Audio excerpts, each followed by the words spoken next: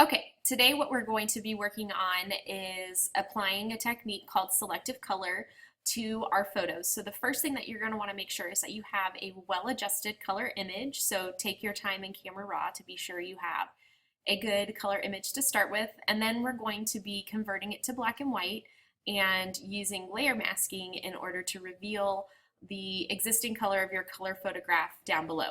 So what I have provided for you down in Edmodo is an image of some fruit that has already been adjusted. So what you're going to want to do is go ahead to Edmodo and download this image to practice with first before you start applying this technique to your own images.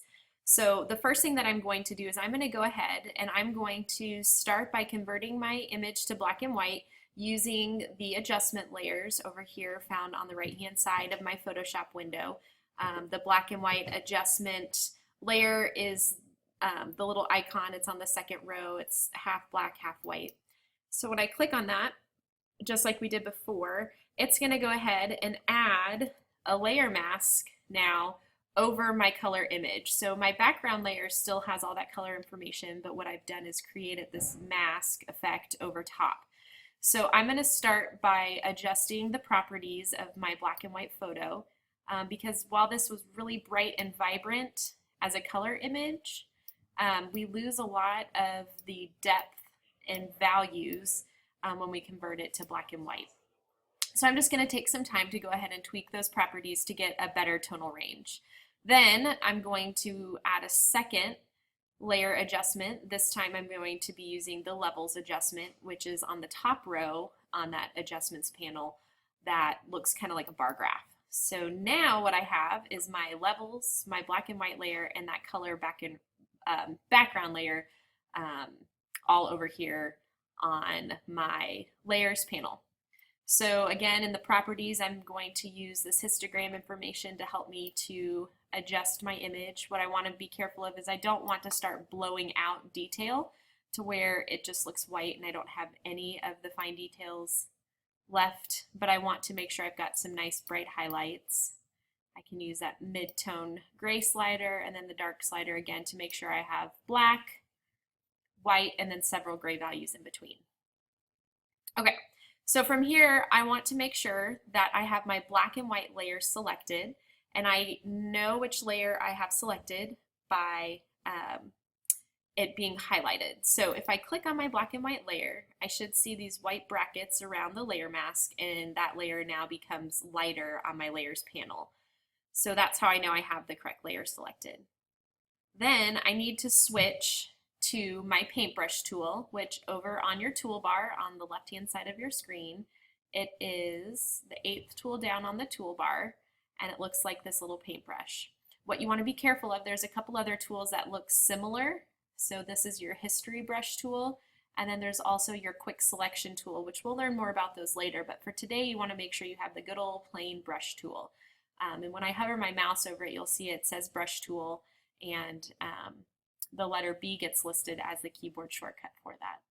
So I'm going to go ahead and click on my brush tool, and then I'm going to come up to my tool menu at the very top of my Photoshop window. And the second drop down option here has all different brushes, and just like paintbrushes would, different kinds of paintbrushes, round versus square versus fan brushes, are going to have different looks when you are painting on a canvas. All these different brushes make different marks on your photo. So what I'm going to choose from today is just one of these top round brushes, and I'm going to set the hardness of my brush down to about 25%. You can set the size of your brush here in pixels, but for me, I like to use the bracket keys on my keyboard to adjust the size because it's hard to kind of guess and then come back and move back and forth between the drop-down menu and your actual photo. So if you notice, when I come down here and use my left bracket key, it's going to make that brush smaller, and the right bracket key is going to go ahead and enlarge that brush for me. So let me just show you a couple of things about the edge of your brush. I'm going to go ahead and set the hardness of my brush to 100% so that you can see when I use black paint. I'm going to flip my paint from the background being black to the foreground color. When I click on here now on that black and white layer, with the black paint, it's going to go ahead and it's going to cut through that layer and expose the color image that's down below that black and white layer. Now you'll notice the edge is really harsh when you use 100% hardness for your brush, which can be nice, but sometimes it makes it difficult and it makes errors more noticeable. So that's why I use a little bit of a softer brush, and I'm just going to put a mark right next to it so you can see the difference. So the edge here is what we call feathered, or kind of diffused out. So now when I come into paint, when I get close to an edge, if I go outside the lines a little bit, it's a little less noticeable and easier to go back and clean up. So say that I do make a mistake and I accidentally paint something that I didn't want to. It can easily be fixed. A lot of people think you would want to erase, but what you actually want to do is switch your paint colors here back to the white paint on top. And if I come in then and paint white paint back on my layer mask, it's going to recover whatever it is that I accidentally had exposed. A couple other things that are good little tips to know when you're working. To undo one step, you can use Command and the letter Z on your keyboard, and it'll go ahead and take away whatever the last thing is that you did.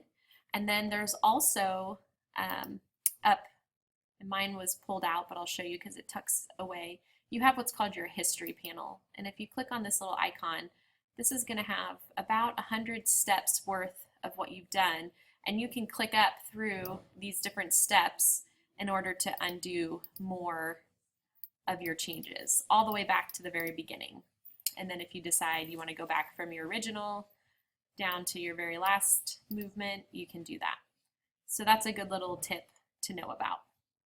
A couple of other things that sometimes happen, people will be trying to paint, and if you notice something like this, where all of a sudden you're painting black paint onto your actual image, you're going to want to check to make sure that you're working on the black and white layer, not your actual background layer. So I'm going to undo that and then click back on my black and white layer. So now it's working properly. Another problem that people run into and sometimes have trouble navigating how to fix it is if you hit things on your keyboard, sometimes it'll change the way that your tool's working. So if you come up to the mode, double check to make sure it's set to normal, because if it gets set to some of these other settings, when you go to try to paint, it's not going to do anything. So those would be a couple little troubleshot things that you can double check if you're not getting things to work the way you want. So from here, once you get about 40% of your image re-exposed, and you can choose which parts, which pieces of fruit, or if you want to do the background re-exposed to color, then what you need to do is go ahead and take a screenshot for me. So I'm going to hit Shift Command and the number 4, and I'm going to click and drag over my image, and I want to see your layers panel over on the right hand side so I can see that you've made the adjustments correctly. And then that's what's going to get turned into me on Edmodo. So you don't need to save this practice image as long as you've got that screenshot taken. So from there, what you're going to do is you're going to go ahead and choose 5 of your own images then to apply the selective coloring technique to, and have fun with it. See you guys later.